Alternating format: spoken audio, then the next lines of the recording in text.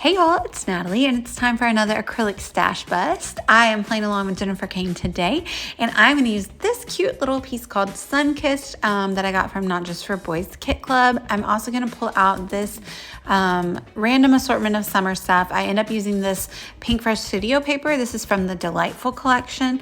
And then I also am going to use 6x8 papers and embellishments from Cocoa Vanilla Studio. And I think about using this gradient paper, but I end up going with the floral.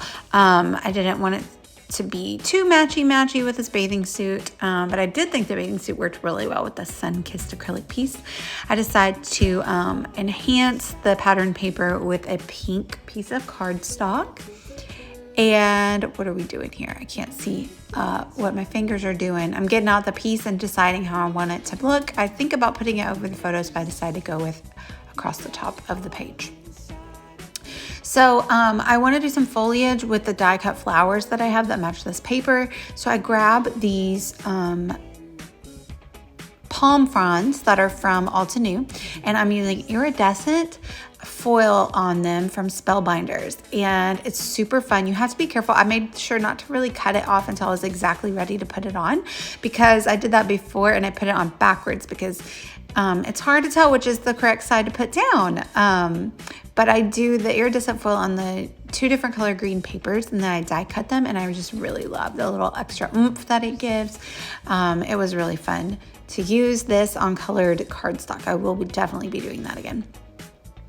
So this page comes together super easily and quickly. It doesn't have a lot to it. So I did trim down the photos just a tad, just a series of 3 photos I took of Lachlan. These are at Maggins Bay, which is one of the most beautiful beaches in the world. We went there on a cruise. This is in St. Thomas, the Virgin Islands. I did edit the photos to take out any little bobbing heads in the background, which is kind of cool. I love the Snap Edit app. Did that for me, and you can get like 3 free wins a day. I don't really like paying for apps, so I use that a lot on like a trip to Universal Studios, taking people out of the background of the photos. So I decided to ink up the edges of the paper with the same color ink as the acrylic piece, and now I'm going to grab some fun foam and stick it down onto the pattern paper before I stick the pattern paper onto the solid cardstock. To give it a little bit of dimension, since it's a pretty simple layout. That was just one thing that I did to kind of bring some interest to the layout. So I do create little clusters with the die cuts that are the florals from this collection, and pair them with those iridescent leaves that I cut. I do create a visual triangle. I will say, like, the third cluster I kind of put up at the top of the word kissed, and I do end up wishing that I kind of put it more touching the rectangle.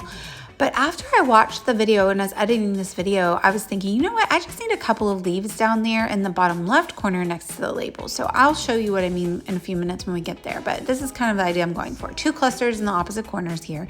So there I'm clustering things up at different levels, some of them on the background cardstock, and then some of them attached to the top cardstock. And remember, there's that foam in between, so that gives them a little dimension. Like I said, I play along with this little collab with my friends, and so today Jennifer Kane is playing along. I will link her video or her layout, I'm not sure which, down below, and please go give her some love on that and see what acrylic pieces she used on her layout. Committing and sticking things down to the middle of the page. This is like, I don't know if you can tell, but it's almost a rainbow gradient grid design paper. I really could probably have 100 of these in my stash and use them as background papers in different ways with mixed media and everything, and really love that. So we're just building that cluster in the bottom right here, and then we'll get started gluing the rest of the things down. I will also link down below with my affiliate link to a cherry on top if you would like to go grab any of the collection that's still available in the store. I even have like super small die cuts left over that I'm able to tuck in and use from previous layouts that I, for some reason, was being very frugal with those die cuts. And I'm setting down the first photo first because I'm not big into measurements, so I figure I can just put the middle photo down and then work my way out on either side. So here's where I build the cluster up a little high, and looking at it, I'm just not super thrilled with it, but I think if I just add a couple more sprigs down in the bottom left, also not touching the middle rectangle, it will kind of balance out what I'm feeling is off. And so it won't necessarily be so much a visual triangle anymore, but it will be a repeating element that is kind of similar down there. Maybe just keeping it light. I'll do an updated photo on Instagram if I decide to do that and let you guys see what that looks like. Or I can also maybe post it here on my channel. But I just use my Nuva adhesive to stick down the acrylic piece because it works really nicely. And I just gathered a couple, like that little die cut and then a sticker, and then I end up putting a label in the bottom left to just write where we are in the photo, or where Lachlan is, but we were all there. And that's where I'm gonna anchor a couple more pieces of foliage, and we'll call it a layout. Thank you guys so much for watching. I'd love it if you'd like and subscribe. Bye y'all.